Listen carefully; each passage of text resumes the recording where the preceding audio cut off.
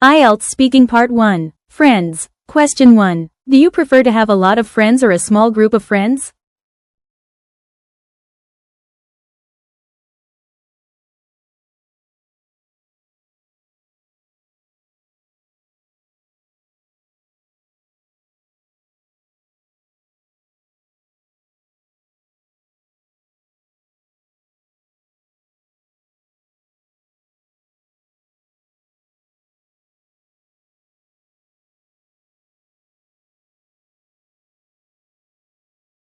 Model answer. Band 6 answer. I prefer to have a small group of close friends. I think it is easier to manage and you can know them better. When you have fewer friends, you can spend more time with each of them and have deeper conversations.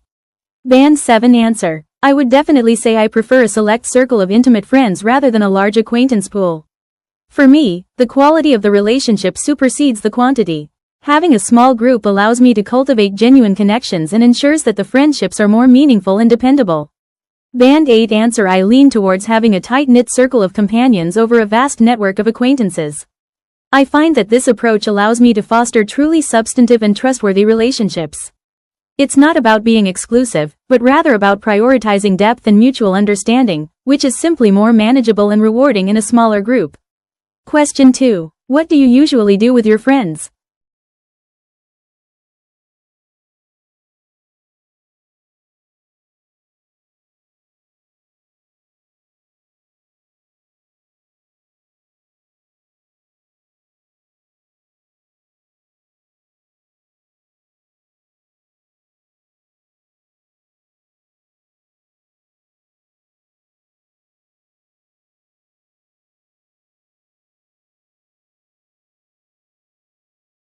Model answer.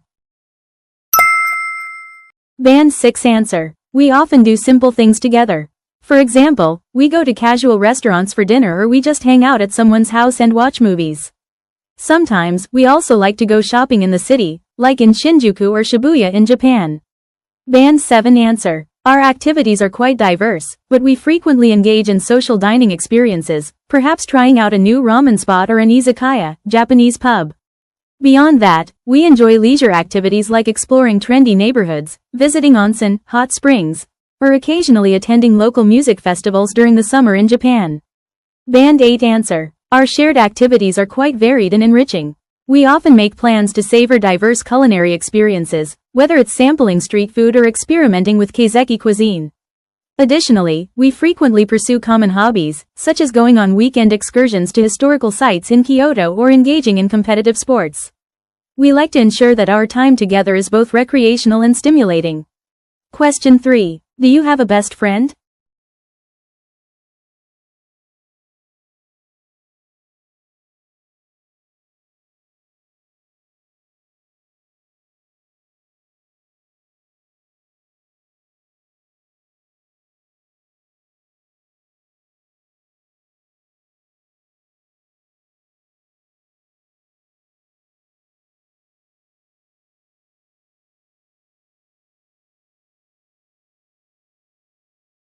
Model answer. Band 6 answer. Yes, I do have a best friend. We have been friends since we were little kids, maybe since elementary school. We know each other very well and we can talk about everything. We live close to each other, so it is easy to meet up often. Band 7 answer. Absolutely. I'm fortunate enough to have a best friend, or what I'd call my closest confidant. Our friendship is quite long-standing, stretching back to our middle school years. She's the person I can unreservedly share my innermost thoughts and aspirations with, and there is a deep sense of unspoken understanding between us.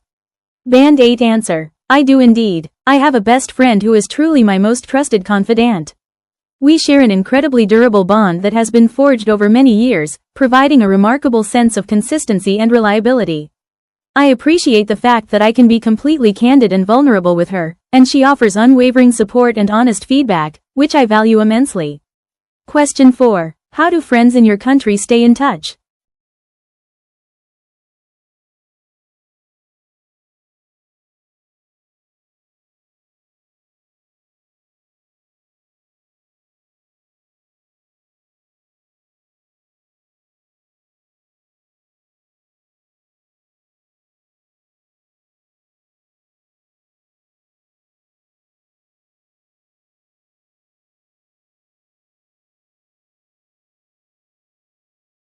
Model answer.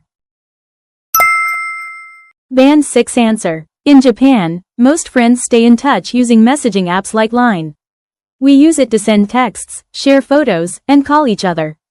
When we want to meet, we will also use these apps to make plans quickly. Sometimes, people also use social media to see what their friends are doing. Band 7 answer. The primary method of communication in Japan is undoubtedly through instant messaging platforms, particularly applications such as LINE. This allows friends to maintain constant contact through texts and voice calls. Furthermore, there's a growing trend towards using various social networking sites to keep abreast of each other's lives, often sharing daily snippets and updates on platforms like X or Instagram. Band 8 answer. Friends in Japan predominantly utilize digital communication channels to maintain contact. The ubiquitous messaging application, LINE, serves as the principal medium for everything from casual chatting to coordinating logistics. Beyond that, a significant number of people actively engage with various social networking services to keep tabs on each other's endeavors and whereabouts, essentially enabling a seamless continuation of the relationship even when physical proximity isn't possible. IELTS Speaking Part 2. Disagreement. Describe a time you had a disagreement with someone. You should say, who was the person? Why did you have the disagreement? Was the issue resolved? If yes, how? And explain what happened after the disagreement. You have 1 minute to prepare.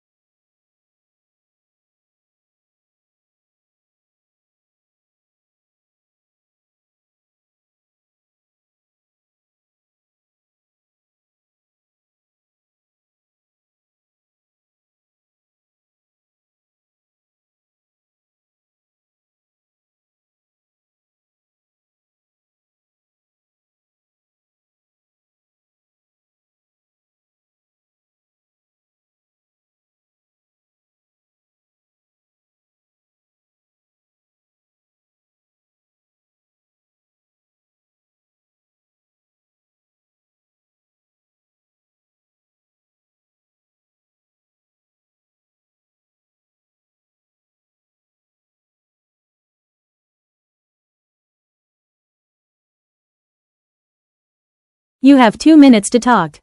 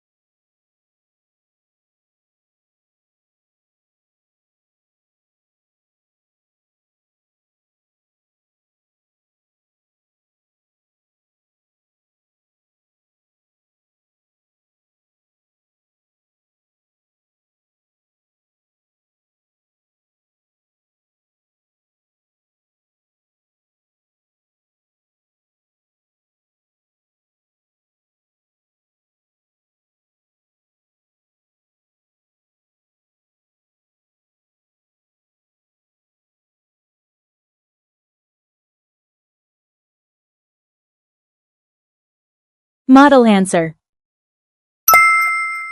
Band 6 answer. I want to talk about a time I had a disagreement with my university classmate, Kenji, when we were working on a group project for our economics class. The grade was very important for both of us, which made the situation a little stressful. The problem was about how to conduct the research. Kenji thought we should only use sources from the internet because it was the fastest and easiest way. However, I believed we should also go to the university library to find more academic journals and books, which I felt were more reliable for a high-level paper. We had a small argument because we both thought our own way was the best way to get a high mark. Fortunately, the issue was resolved quite quickly. After discussing for about 10 minutes, we decided to compromise. We agreed to use the internet for the basic background information, and then I would be responsible for finding 2 or 3 key academic articles from the library to support our main arguments. This plan made both of us satisfied, and we could finally start the work. After we resolved the argument, our working relationship improved. We were able to finish the project on time and we actually got a very good grade. This whole situation taught me that even during a disagreement, it is essential to listen to the other person's perspective and find a solution that integrates both ideas. Band 7 Answer. I recall a particular disagreement I had a few months ago with Aoi, one of my colleagues in the marketing department. We were both tasked with organizing a campaign for a new product launch, which required us to collaborate closely on the core strategy. The point of contention revolved around the target demographic and the overall campaign tone. Aoi was strongly advocating for a highly traditional approach, focusing on older consumers and print media, believing they possessed the most reliable purchasing power. In contrast, I was firmly convinced we needed to adopt a more dynamic and digitally focused strategy, targeting the younger, tech-savvy generation, a rapidly expanding market in Japan. We held 2 very different, deeply entrenched perspectives on how to achieve maximum outreach. The disagreement was eventually resolved, though it took some time and external mediation. Since we couldn't reach a consensus ourselves, we ultimately involved our team leader. She proposed a hybrid strategy, allocating a smaller budget to Aoi's traditional approach and the majority of resources to my digital proposal, essentially running a pilot test for both. This tactical compromise allowed both of us to feel validated and successfully moved the project forward. Following the resolution, the atmosphere was a little strained initially, but we quickly moved past it. The key takeaway was that we both gained a deeper respect for each other's professional judgment, even though our opinions differed. The campaign was very successful, especially the digital component, which validated my perspective and helped Aoi see the potential of new media. It ultimately strengthened our professional bond through mutual understanding. Band 8 Answer. I can distinctly recall an incident last year involving a rather prolonged disagreement with my university flatmate, Takuya. Given that we cohabitated in a relatively small apartment in Tokyo, any conflict had the potential to become quite intense, as we couldn't easily avoid the issue. The root of the dispute was a classic conflict over shared living space and cleanliness. Takuya had a rather relaxed attitude towards domestic hygiene, often leaving his dishes unwashed in the sink for days, which was a constant source of irritation for me. I maintain a much more fastidious standard of cleanliness, and the sight of a perpetually cluttered kitchen not only offended my sensibilities but also created a genuinely unhygienic environment. My repeated subtle hints were completely ignored, which ultimately led to a very heated verbal confrontation. Yes, the matter was resolved, though it required a structured, rational approach. The breakthrough came when we realized we needed to move beyond simply airing our grievances and instead create a tangible, mutually binding agreement. We sat down and drew up a meticulously detailed cleaning rota, a chore schedule, that explicitly delineated each person's responsibilities and the designated timing for those tasks. This formalization, coupled with a commitment to regular, non-confrontational check-ins, effectively eradicated the problem by setting clear expectations. The immediate aftermath was characterized by an uneasy détente, but the long-term effects were surprisingly positive. The structured resolution actually became a catalyst for improved communication in all areas of our shared life. We learned that by addressing potentially divisive issues with explicit rules and logical frameworks, we could bypass emotional reactions. Paradoxically, the very friction that threatened our friendship ultimately led to a much more resilient and mature relationship, built on clear boundaries and mutual respect for each other's needs. IELTS Speaking Part 3. Disagreement. Question 1. If there is a disagreement, what do you do?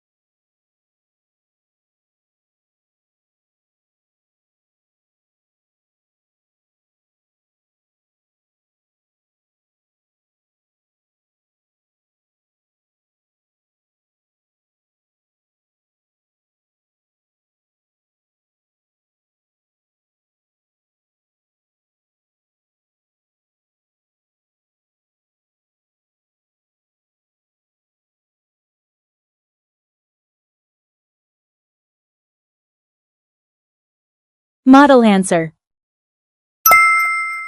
Band 6 answer. When I have a disagreement, my first step is usually to stay calm. I try not to let my feelings take over. Then, I try to understand the other person's point of view. I think it is important to know why they are feeling that way.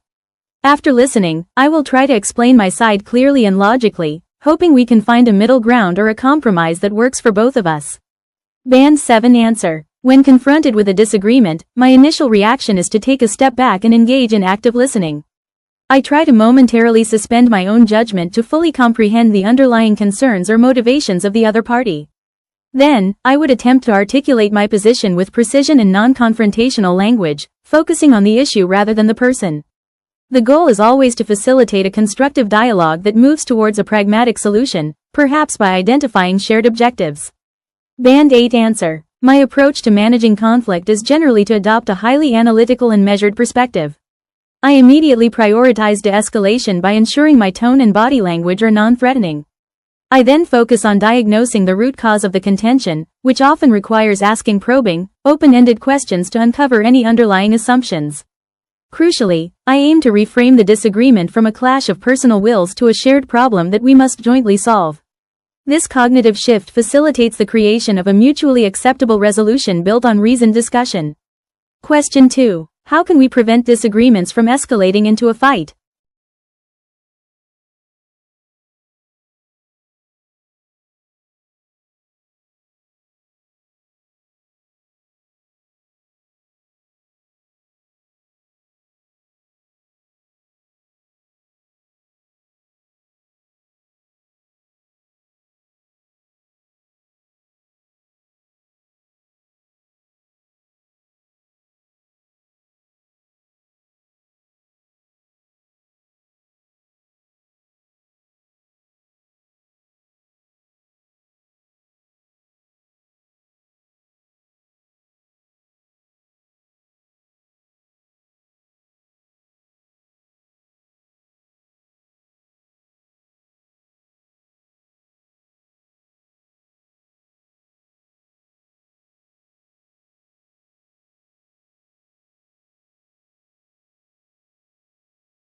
Model answer.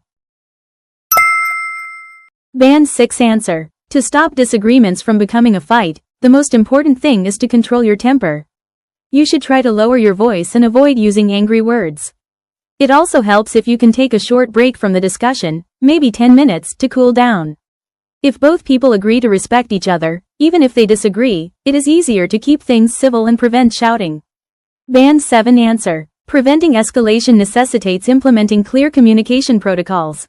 One key strategy is the practice of I statements, focusing on your feelings rather than making accusatory statements. Another crucial tactic is setting a mutual ground rule to avoid personal attacks and keep the focus squarely on the issue at hand. Furthermore, agreeing to pause the discussion if emotions run too high is an effective way to introduce a cooling-off period before returning to the topic with renewed objectivity. Band 8 answer. The key to preventing the detrimental escalation of a disagreement lies in proactive, emotional self-regulation and structured verbal engagement. Individuals should establish a mutual commitment to civility before the discussion even begins. Practically, this involves active validation of the other person's feelings, like saying, "I understand why you feel that way," before offering a counterpoint. Additionally, using a predetermined timeout signal, a nonverbal cue, can immediately halt the conversation the moment either party feels overwhelmed, ensuring that the dialogue never devolves into irreparable emotional damage or shouting. Question 3. Who do you think should teach children to respect, teachers or parents?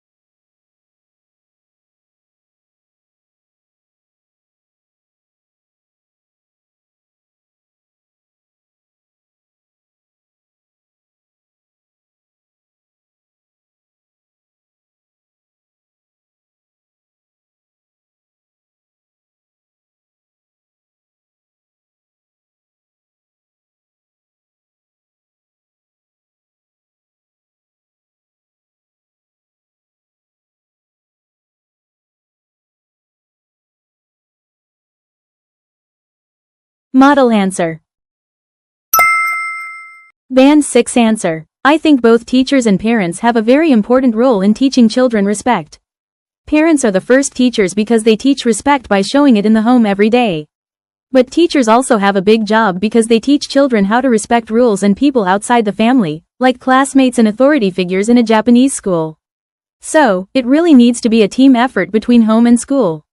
Band 7 answer. I firmly believe that the responsibility for instilling respect in children is a shared one, forming a necessary synergy between parents and educators. Parents lay the foundational groundwork, the early lessons in empathy, manners, and respecting household members. However, teachers provide the crucial institutional context. They teach children how to navigate a diverse social environment, respecting different viewpoints, cultural backgrounds, like those found in a diverse Japanese city classroom, and formalized rules.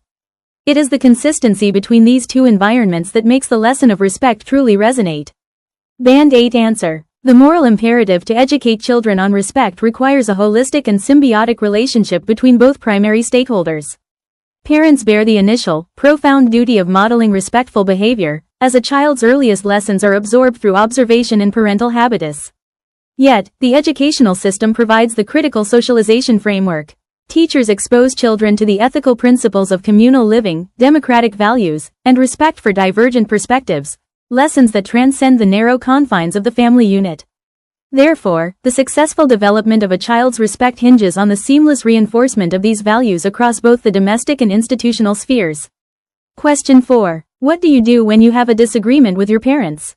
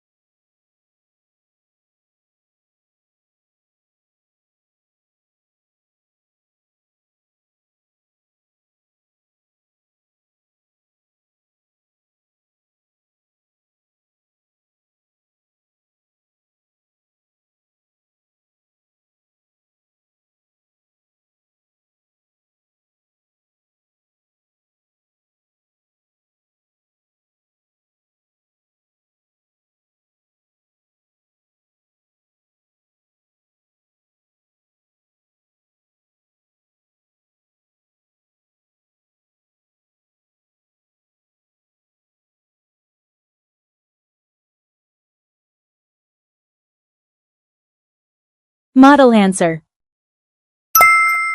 Band 6 answer. When I disagree with my parents, I try to keep my emotions in check. Since they are my parents, I always try to show them respect, even if I think they are wrong. Usually, I will wait until we are both calm, and then I will try to explain my view patiently. I know they usually have my best interests at heart, so I try to understand their concern and then find a point where we can agree, or at least an understanding. Band 7 answer. Navigating disagreements with parents requires a high degree of tact and emotional intelligence. My strategy is to first acknowledge their position and the good intentions that underpin their concern. I then choose a neutral time to initiate a discussion, ensuring the atmosphere is not charged.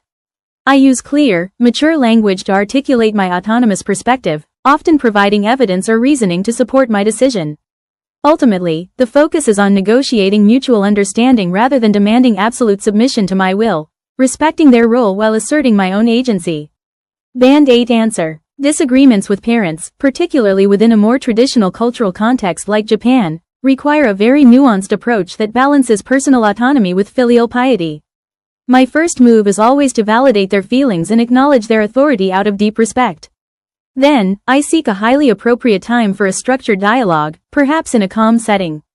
I frame my counter-argument not as a rejection of their wisdom, but as an informed, individual choice reflective of my stage in life. This involves presenting a well-thought-out plan and demonstrating my maturity, thereby appealing to their sense of trust and shifting the dynamic towards a reasoned discussion between two adults. Congrats on making it to the end of this video, and kudos to you if you did all that practice. You are amazing. If you have any questions, feel free to comment down below. And you can also add my official LINE account that's in the profile. And if you do this, then I can send you a free phrases guide that you can use for your practice. All right, happy studying. See ya.